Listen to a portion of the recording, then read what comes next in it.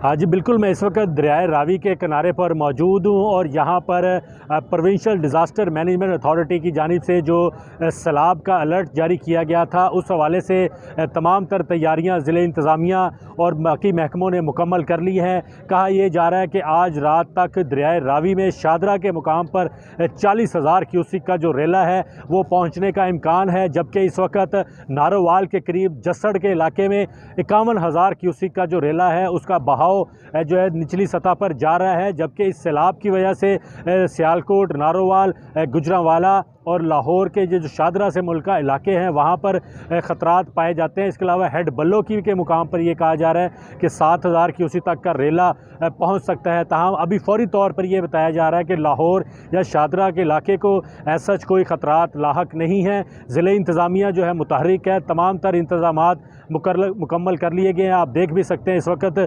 कश्तियाँ जो हैं वो भी यहाँ पर दरियाए रावी के किनारे पहुँची हैं, मौजूद हैं। रेस्क्यू एहलकारों की बड़ी तादाद वो भी यहाँ पर मौजूद है। पानी का बहाव आप देख सकते हैं कि खासा तेज़ है, जिसकी वजह से दरिया का जो किनारे हैं वहाँ पर कटाव जो है वो हो रहा है।